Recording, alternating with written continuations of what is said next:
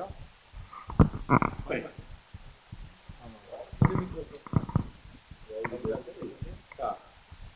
Alô, alô, alô, alô. Alô? Alô? Marcelo Paz Barreto. Melhor partido hoje vai do Ok, pode. Nosso aqui tá, né? Muito bem. Eu tinha em torno aí de... Eu sou Marcelo Paz Barreto, professor universitário e defensor público de carreira, já aposentado nos dois serviços.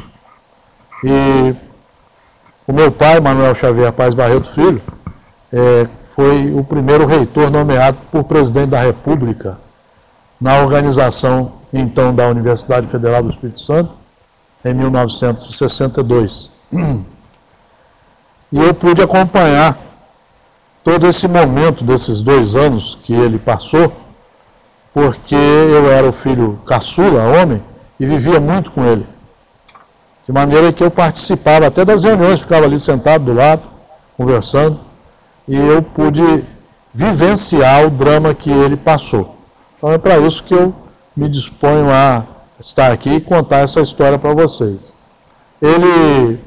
O meu avô, Carlos Xavier Paz Barreto Filho, foi o fundador da Faculdade de Direito da UFS. Na verdade, era a Faculdade de Direito do Espírito Santo. Quando se pensou em criar a universidade, ela foi acoplada à universidade. Praticamente, ela foi o primeiro curso universitário criado no Estado. Tá?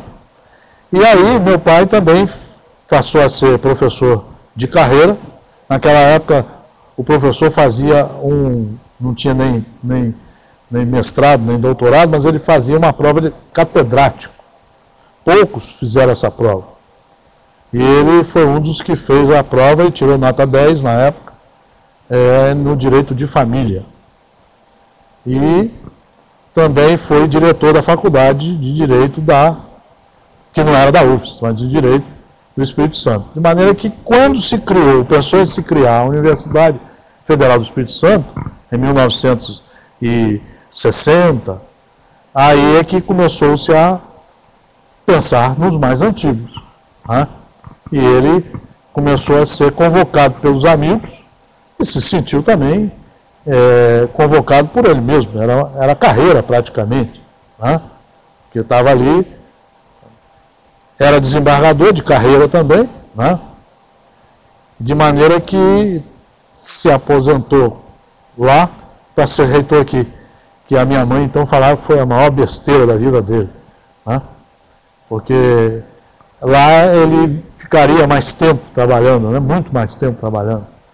E aqui, infelizmente, com 2 anos, depois ele continuou sendo professor, mas teve que sair abruptamente. Né? De maneira que é isso que a gente está aqui para procurar contar para vocês. Vocês podem me interromper à vontade, mas eu vou direto àquele drama. Né? Quando houve a Revolução, eu me lembro que de manhã meu pai começou a falar alto e tal, todo mundo acordou, e ele começou a ficar preocupado nesse dia. Né? E daí para frente nós passamos a viver um drama.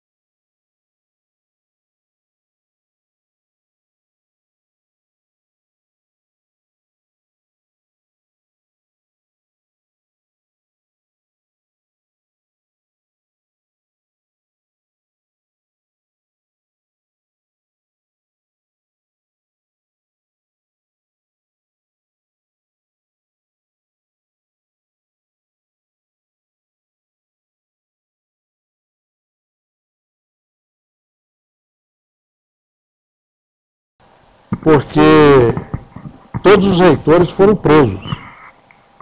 Todos. E presos incomunicáveis. Então, mamãe começou a ficar aquele drama, né? Às vezes todo mundo está preso, então eu serei preso. E nós pequenos, né? A gente, ali é aquele drama em casa, né? Não sabia o que fazia, né? Esperando o tal da prisão. Tá? Até que ele recebeu um telefonema do ministro Nelson de Mello, que era o ministro da guerra, que era o homem forte, né? Da Revolução, porque era o ministro da guerra. Né? Naquela época era guerra, não era marinha, né? Era guerra. Né? E esse ministro teria estudado com o papai no ginásio, lá em Manaus. E ele, então, falou por telefone para o papai que o papai não estava preso ainda por causa dessa situação. E que um enviado da Revolução viria ao Espírito Santo. Nós morávamos ali na Chapeau-Prévôt, 214, Praia do Canto, e um carro preto parou em frente de casa, 11 horas da manhã, e desceu um homem de terno preto, bigode muito grande, uma bengala e um chapéu. Esse era o enviado da Revolução. Infelizmente, eu não sei o nome dele. Esse homem foi almoçar lá em casa, mamãe era aquelas mães antigas, né, que fazia tudo em casa, e eu fiz um big almoço. E aí eu me lembro, a gente sentado e os dois conversando, né, e um dos assuntos que ele mais falava era isso. Reitor, nós precisamos ver a medicina. Foi o que eu perguntei aqui ao nosso entrevistado anterior. Reitor, a medicina está bagunçada. E me lembro que o papai falava, não está, eu tenho controle de tudo. Mas como que o senhor tem o controle? Bom, eu não entendia bem as conversas, mas e essas coisas ficaram guardadas na minha memória, né? E eu me lembro que o carro oficial era um Cinca Xambó. Né? Tem algum emblema? Tinha. E o motorista era José Carnelli. Carro oficial da UFS, você fala. Carro oficial da UFS. Era um Cinca Xambó, 0 km. E o visitante, veio em algum carro? Ele veio num carro preto, mas que alguém pegou e deixou lá. E aí, de tarde, lá para as 2 horas, como eu ia sempre com o papai, eu fui com o papai no carro para mostrar algumas faculdades. Eu me lembro que nós paramos ali em Maruípe, mas aí eu fiquei dentro do carro com o motorista, e os dois desceram. Fomos lá na odontologia, que também era outra que se falava que tinha os bagunceiros lá dentro. Né? Então havia realmente um clima de alguém acusando, alguém falando que tinha uma bagunça aqui no Estado. Eu não sabia se essa pessoa era militar. Não sabia. Nos telefones com o ministro, né, às vezes a gente ouvia o papai discutindo com ele, mas não tem, eu estou te falando, eu tenho controle de tudo. Né? E depois a gente discutia, muitos anos depois, a gente discutia vendo que o papai tinha o controle de tudo. Havia realmente aquilo que o nosso antecessor aqui na entrevista falou que era os movimentos estudantis normais, né? Mas havia o controle. Quer dizer, as aulas estavam havendo, eles diziam que a medicina não tinha aula há 6 meses, que havia uma greve geral. Né? Então espalhava-se isso. Depois é que nós fomos ver que havia um processo de espalhamento de boatos. E que isso chegou aos militares.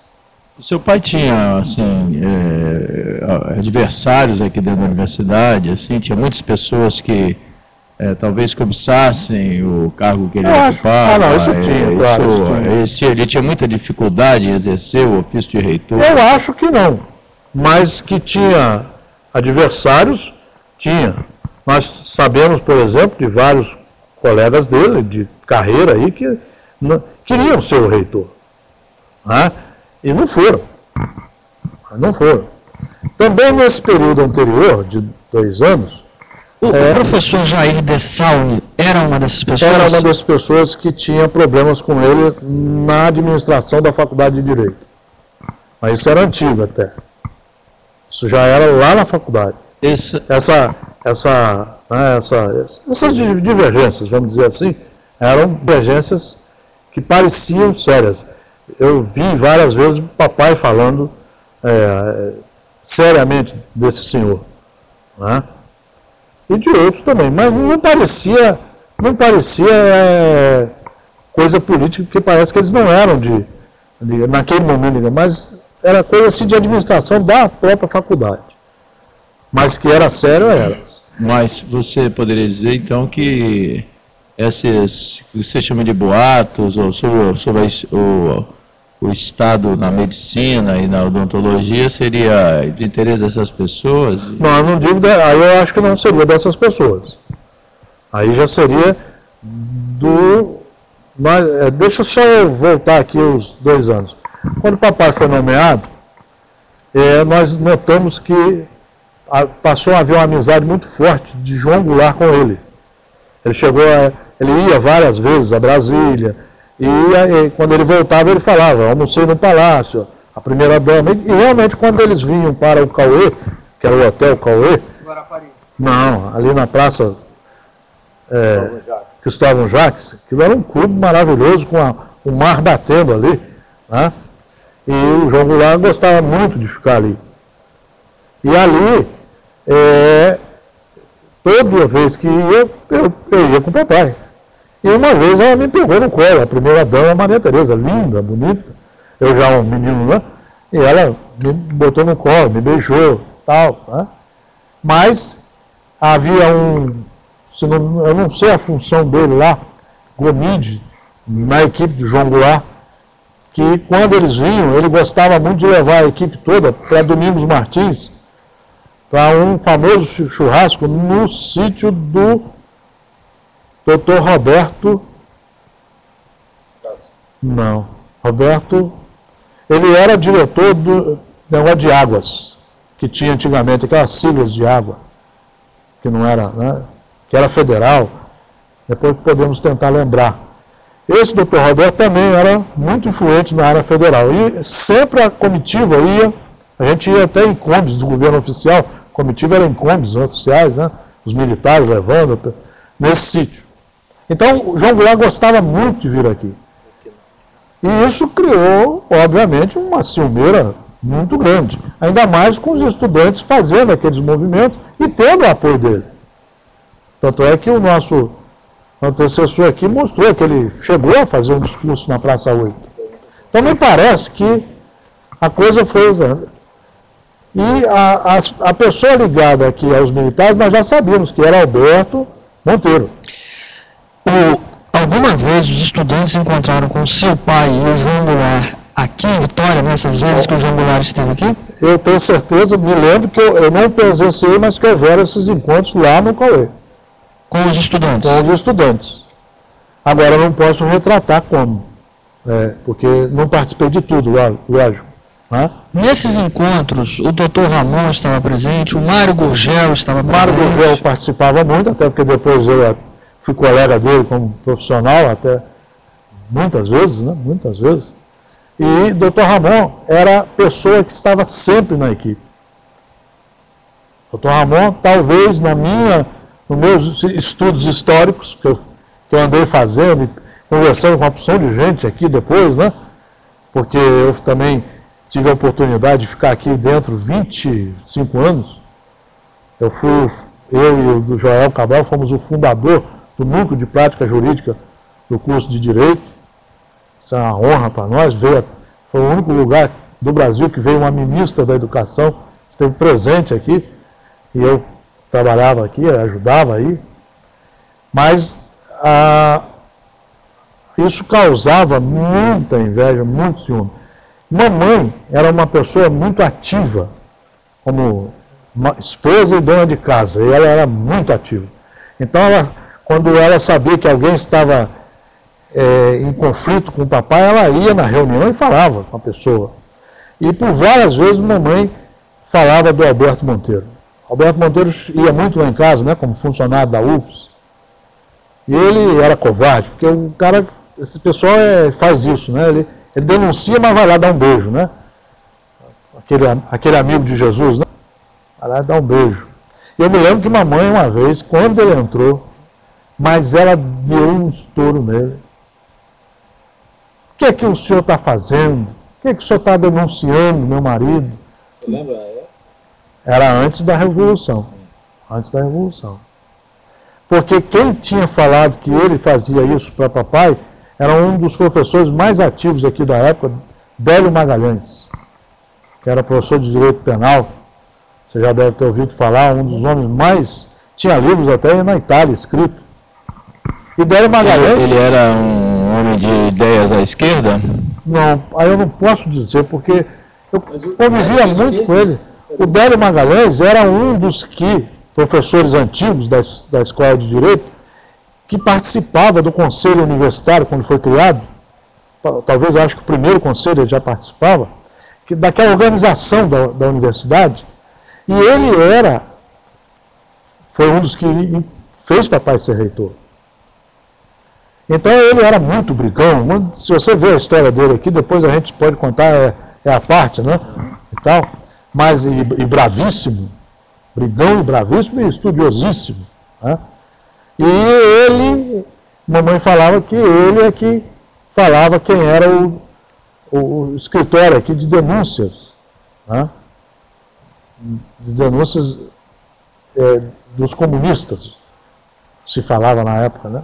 Voltando aqui, nunca teve nada de quem nomeou o Alberto Monteiro para a UFES? Quem indicou? Ele era funcionário, aí eu não posso falar, até eu tenho curiosidade para ver, né?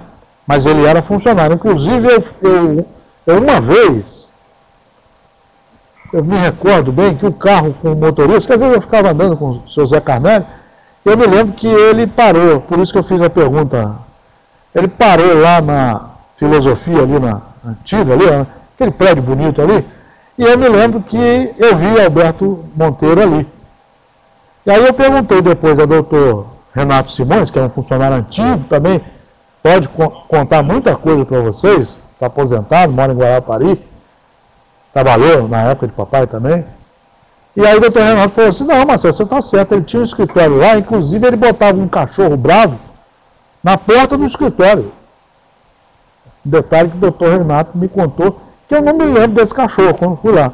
Eu falei, tem sim, eu ia lá, rapaz, um cachorro bravo, o Alberto botava para constranger as pessoas que chegavam. Então, é uma história que eu não me lembro, mas que o escritório dele era no início. O seu pai também era próximo ao governador Francisco Lacerda de Aguiar, o Chiquinho? Muito amigo. Muito amigo. O Chiquinho, quando subia os morros, chamava papai. Desde a época que ele foi para o governador a primeira vez, que era meu pai era juiz de menores e tal. Né? Então eles eram muito amigos. De maneira que acontecia isso aqui no estado. Né? O presidente vinha muito aqui. O presidente participava muito aqui. E, ao contrário, o João Calmon, que foi contra a posse, ou fez oposição ao João Goulart, e o professor Disseu Cardoso, que foi contra a posse do João Goulart, eles, de alguma maneira, seu pai falava neles como pessoas? Eu era amigo deles. A gente notava isso quando se encontravam, né? Mas eles não iam muito nesses lugares, quando o João Goulart vinha aqui. Não me lembro deles participando efetivamente, mas me lembro que eles eram amigos. João Calmon gostava muito de homenagear papai e tal. Né? E o governador estava nesses encontros com o João? Não, nunca vi que eu me lembro. Nunca vi que eu me lembro. E vamos voltar aqui. Seu pai então foi nomeado, começou a trabalhar e veio abril de 64. Como que foi esse processo? Bom, aí nós estávamos naquele enviado da Revolução, né? Aquele senhor que chegou. Ele ficou aqui em Vitória uns 3 dias. Todo dia ele almoçava lá em casa, com o mesmo, eu acho hoje que era o mesmo terno, tal, bengala. Até que um dia no almoço ele virou para o papai e falou assim, você tem que ir para o Rio comigo. Mamãe na hora falou assim, o senhor está querendo dizer que ele está preso. Mamãe ela era meia alemã, né? Ela falava mesmo, não tinha esse negócio, ela falava. E aí, o senhor saiu fora da conversa, tá? Não, mas você tem que ir para o Rio comigo. Realmente foi estranho, você tem que ir para o Rio comigo. E aí mamãe falou assim, Marcelo vai, o filho vai. Foi a garantia dela de que, bom, se o filho vai, possivelmente não vão prendê-lo. Né? E eu me lembro que fui para o aeroporto pegar um avião com o papai, de mão dada com o papai de terno também. esse senhor, descemos no Santos Dumont, que era o único que tinha na época. Você tinha 15 anos. 15 anos. E aí, recordo-me que papai, de mão dada comigo, falou para ele assim, vamos comprar um jornal? Antes de ir embora, né?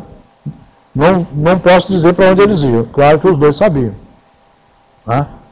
Vamos comprar o jornal e eu acho que era o Jornal do Brasil. Na banca, assim, na primeira casa, estava lá a manchete. O reitor do Espírito Santo pediu demissão. Aí papai olhou e falou assim, mas eu não... E aí ele bateu e falou, vamos com calma, satisfeito. Quer dizer, até hoje eu tinha curiosidade de saber que processo foi esse, que demissão foi essa. E para onde vocês foram? Não, aí ele liberou o papai, nós fomos para casa da minha avó. Você não foi para nenhum lugar? Vocês não foram para lá sem ir? Eu tenho a impressão que esse senhor sabia disso do jornal. Ele queria tirar o seu pai de Vitória? Queria tirar o pai de Vitória e eu acho que ele não foi preso por causa desse ministro que era amigo dele. E aí fomos para casa da vovó, pelo que eu me recordo, ele foi à cidade umas 3 vezes, sozinho. Né? Depois voltamos. Mas aí ele já não era mais um reitor. Você acha que a pretensão era desarticular seu pai, assim, para evitar demissão? Foi muito esquisito, né? Pra Porque tirar você ele tem de que lá, ir para o Rio hoje. Eu me lembro que mamãe olhou assim, não, Marcelo vai. Eu fui o guardião do negócio, né? Marcelo vai, quer dizer, ela deve ter pensado, ele está preso. Não é?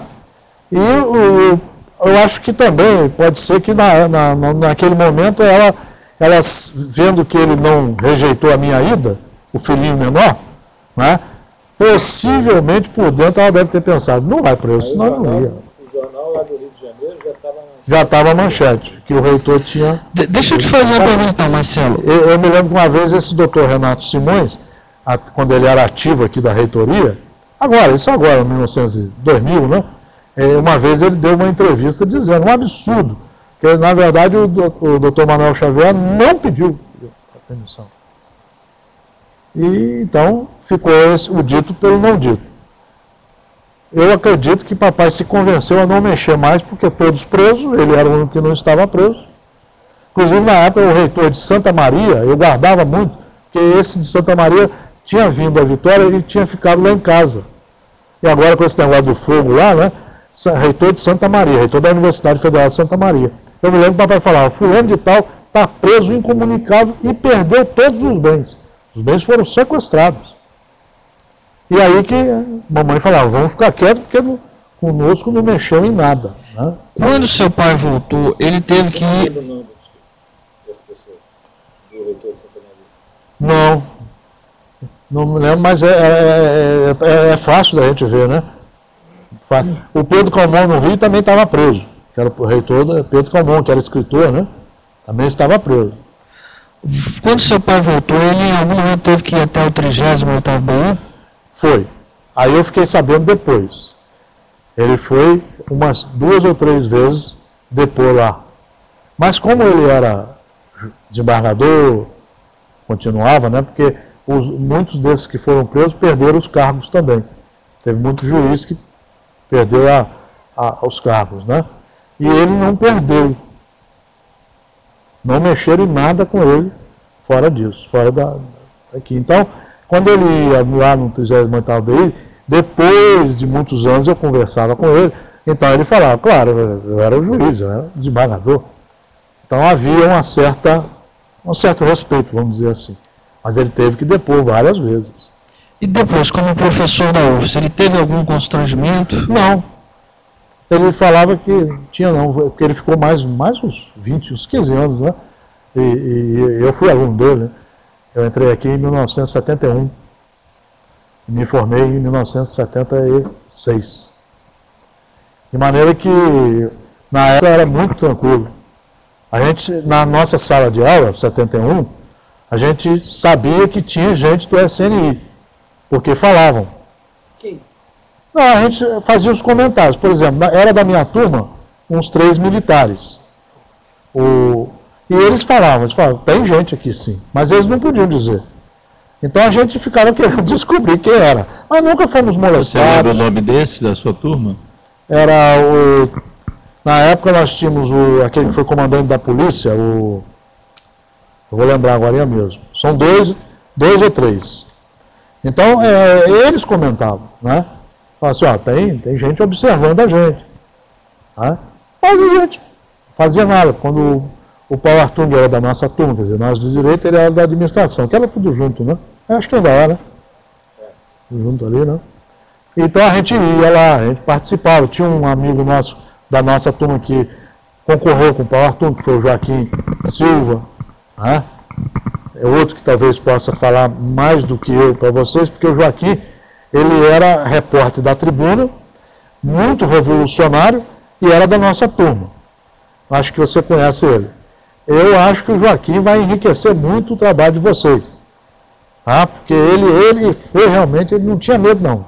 Acho que ele chegou a ser preso várias vezes, ele foi de sindicato, fundou o sindicato dos professores. Então o Joaquim é um colega de turma que era mesmo. Então, mas a gente não via assim, nada em cima da gente, né? Nada de olho, não via. Isso aí eu não posso falar. Eu vou voltar um pouquinho aí, no momento em que houve o golpe, né, março, abril aí, 64, você se lembra de alguma movimentação aqui dentro da UFES para que o seu pai fosse retirado, da parte do Alberto Monteiro, de colegas dele, de algum... Na verdade, a UFES, então, era só ali naquele prédiozinho do Colégio do Carmo. Não tinha nada aqui ainda, praticamente. Ok. Então, era quase tudo lá e as faculdades espalhadas. Eu fui a primeira turma que mudou para cá, 71, que ainda era no prédio velho, vocês entenderam? Então era afastado. Então, na verdade, as coisas aconteciam lá. O que se falava, e depois a gente conversando com o papai, depois, né, de muito tempo passados, né, o que se falava é aquilo que nós falamos, que havia uma ciumeira, né, e que havia essa ideia de emplacar o nome de comunista. Mas você, então... Mas por causa das amizades que papai tinha. Mas amizades com o nosso deputado federal, tá certo? E aí era o Dr. Rua, que era o chefe de gabinete, tá? E essas amizades que haviam. Mas, então você está dizendo que a decisão de tirar o seu pai e colocar o professor Alaô foi uma decisão de fora para dentro?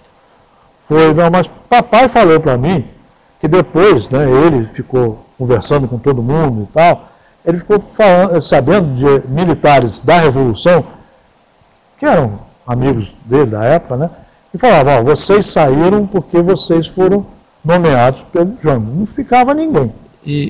Quando o papai falava isso para a gente, nos dando uma certa tranquilidade, entendeu?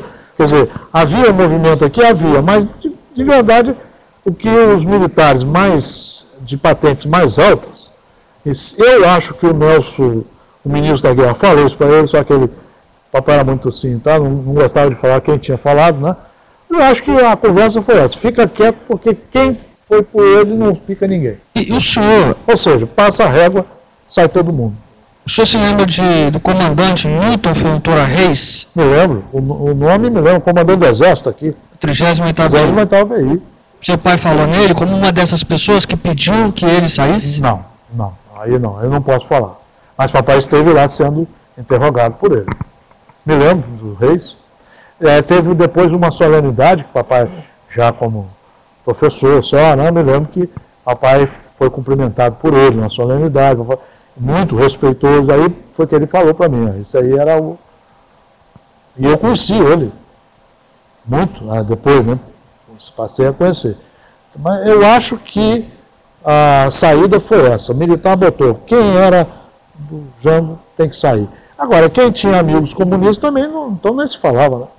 E a escolha do Alaô, professor Alaô? Aí eu não, quem entrou depois de papai foi não foi o Alaô. O Alaô foi o interino e depois foi indicado o Rabelo. Fernando Rabelo, entendeu? Mas o Alaô, no primeiro momento, foi o que assumiu... Não, assumiu interinamente. Pois é. Depois é que ele voltou, né? Então, esse assumir interinamente, claro que houve alguma... Tá certo?